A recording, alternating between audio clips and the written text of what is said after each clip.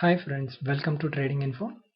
ఈరోజు మనం part 1లో stock market అంటే ఏమిటి, బీఎస్సీ ఎన్ఎస్సీ అంటే ఏమిటి, సెబీ ఏ విధంగా పనిచేస్తుంది, equities, derivatives, currencies, commodities markets గురించి ఎక్స్ప్లెయిన్ చేయడం జరుగుతుంది. అలాగే షేర్స్ ఎలా బై చేయాలి, షేర్స్ బై చేయడానికి అకౌంట్ ఎలా ఓపెన్ చేయాలి అనే టాపిక్స్ గురించి క్లియర్గా ఇందులో మీకు ఎక్స్ప్లెయిన్ చేయడం జరుగుతుంది.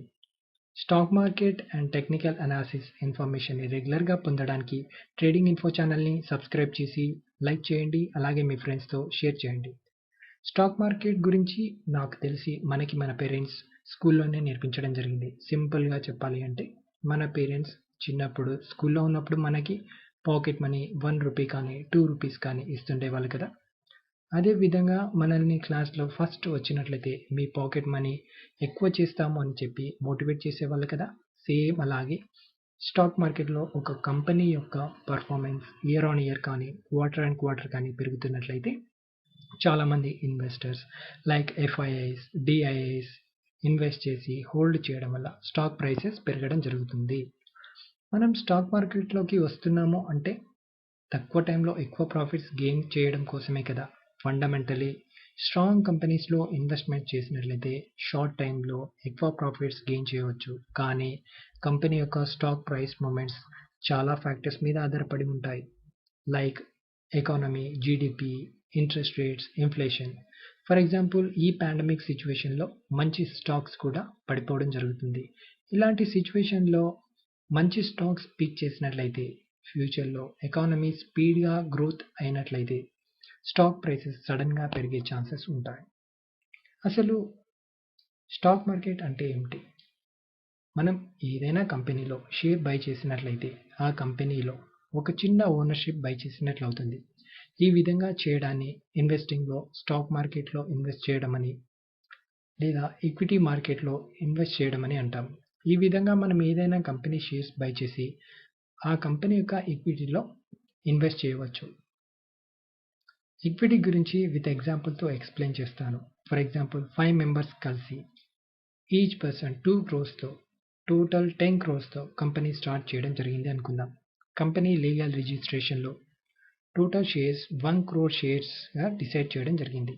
కంపెనీలో ఈ 5 మెంబర్స్ సమానంగా వర్క్ చేయాలి అని డిసైడ్ అయ్యారు. అదేవిధంగా 1 crore షేర్స్ని 20 lakh షేర్స్ అంటే 20% సమానంగా డివైడ్ చేయడం జరిగింది.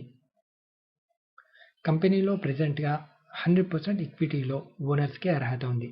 అంటే టోటల్ వాల్యూ వచ్చేసి 10 crores అవుతుంది. కొన్ని సంవత్సరాల తర్వాత కంపెనీ గ్రో చేయడానికి 5 crore రూపీస్ అవసరం అయింది. అందుకు కంపెనీ మెంబర్స్ 50% ఈక్విటీ అంటే 50 lakh షేర్స్ ఐపీఓలో సెల్ చేసి పబ్లిక్ నుండి 5 crore రూపీస్ క్యాపిటల్ రేస్ చేయడం జరిగింది. ఫర్ ఎగ్జాంపుల్ నేను ఈ కంపెనీలో షేర్స్ బై చేసినట్లయితే 1% ఈక్విటీ ఓనర్షిప్ బై చేసినట్లు అవుతుంది. సింపుల్గా ఈక్విటీ అంటే కంపెనీలో ఉన్న ఓనర్షిప్ గురించి తెలియజేస్తుంది.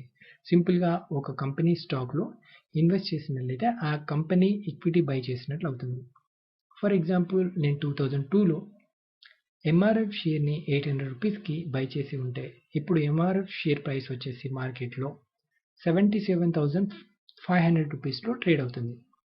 అంటే ఆల్మోస్ట్ 100 times ప్రాఫిట్ గెయిన్ చేసినట్లు అవుతుంది. అలాగే 2008లో రిలయన్స్ కమ్యూనికేషన్ లిమిటెడ్ షేర్ని 750 రూపీస్తో బై చేసి ఉంటే ఇప్పుడు ఆ షేర్ ప్రైస్ వచ్చేసి మార్కెట్లో 1.75 రూపీ ట్రేడ్ అవుతుంది. అంటే ఆల్మోస్ట్ 400 times లాస్ అయి ఉండేది. ఎప్పుడైనా స్టాక్ బై చేసే ముందు కంపెనీ ఫండమెంటల్స్తో పాటు కంపెనీ మేనేజ్మెంట్ ఎంత ఎఫిషియన్సీతో వర్క్ చేస్తుంది అని తెలుసుకొని ఇన్వెస్ట్ చేయాలి. స్టాక్ మార్కెట్లో ఏదైనా కంపెనీ స్టాక్లో ఇన్వెస్ట్ చేసి ఉంటే కంపల్సరీగా day to day company updates గమనిస్తూ ఉండాలి. మెయిన్గా కంపెనీ యాన్యువల్ లెటర్ని రీడ్ చేయాలి. అదేవిధంగా స్టాక్ మార్కెట్లో బీఎస్సీ, ఎన్ఎస్సీ అంటే ఏమిటో తెలుసుకుందాం. బీఎస్సీని సెన్సెక్స్ అని, అలాగే నిఫ్టీని ఎన్ఎస్సీ అని అనడం జరుగుతుంది. బీఎస్సీ స్టాక్ ఎక్స్చేంజ్ 1875లో స్టార్ట్ అవ్వడం జరిగింది. అలాగే ఎన్ఎస్సీ స్టాక్ ఎక్స్చేంజ్ 1992లో స్టార్ట్ అవ్వడం జరిగింది. బీఎస్సీ అండ్ ఎన్ఎస్సీ స్టాక్ మార్కెట్స్ని సెబీ కంట్రోల్ చేయడం జరుగుతుంది. సెబీ బిఎస్సి అండ్ ఎన్ఎస్సితో పాటు కంపెనీస్ని కూడా కంట్రోల్ చేస్తుంది. కంపెనీస్లో ఏమైనా ఇన్సైడ్ ట్రేడింగ్ కానీ డిఫాల్ట్ చేయడం కానీ జరిగినట్లు తెలిస్తే హెవీ ఫైన్స్ వేయడం కానీ స్ట్రిక్ట్ యాక్షన్స్ సెబీ తీసుకోవడం జరుగుతుంది. అలాగే షేర్స్ని ఎలా బై చేయాలి టాపిక్ గురించి తెలుసుకుందాం. షేర్స్ బై చేసే ముందు మనకు డిమాట్ అకౌంట్ ఉండాలి. ఆన్లైన్లో డిమాట్ అకౌంట్ ఎలా ఓపెన్ చేయాలి అని నెట్లో సెర్చ్ చేసినట్లయితే చాలా బ్రోకరేజెస్ కనిపిస్తాయి. నేను పర్సనల్గా ఫ్రెండ్లీ ప్లాట్ఫామ్ ప్రొవైడ్ చేసిన అప్స్టాక్లో డిమాట్ అకౌంట్ ఓపెన్ చేయడం జరిగింది. అప్స్టాక్ తక్కువ బ్రోకరేజ్ ఛార్జెస్ తీసుకొని మంచి సర్వీస్ ప్రొవైడ్ చేయడం జరుగుతుంది. డిమాట్ అకౌంట్ ఓపెన్ చేయడానికి pan card, bank account proof, passport size photos, address proof, signature ఉంటే చాలు. మీరు అప్స్టాక్లో అకౌంట్ ఓపెన్ చేయడానికి నేను డిస్క్రిప్షన్లో ప్రొవైడ్ చేసిన లింక్ని క్లిక్ చేయండి.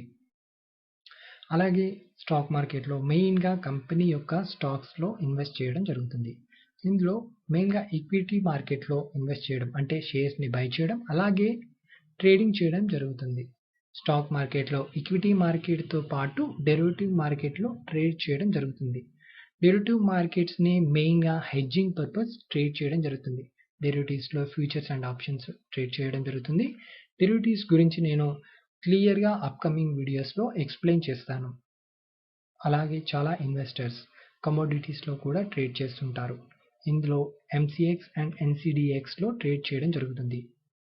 ఎంసీఎక్స్లో metals like gold, silver, zinc, aluminium, copper, nickel, natural గ్యాస్లో ట్రేడ్ చేయడం జరుగుతుంది. అలాగే ఎన్సీడీఎక్స్లో అగ్రి రిలేటెడ్ కమోడిటీస్లో ట్రేడ్ చేయడం జరుగుతుంది. For example barley, chana, castor seed, soya bean, pepper లాంటి కమోడిటీస్లో ట్రేడ్ చేయడం జరుగుతుంది. అలాగే కరెన్సీస్లో కూడా ట్రేడ్ చేయడం జరుగుతుంది. కరెన్సీస్ని ఆర్బీఐ అండ్ సెబీ రెగ్యులేట్ చేయడం జరుగుతుంది. మనం కరెన్సీస్లో మెయిన్గా యూఎస్డీని ట్రేడ్ చేస్తుంటాము. అలాగే పౌండ్ని ట్రేడ్ చేస్తుంటాము. అలాగే జపనీస్ యొక్క కరెన్సీ యాన్ని ట్రేడ్ చేయడం జరుగుతుంది.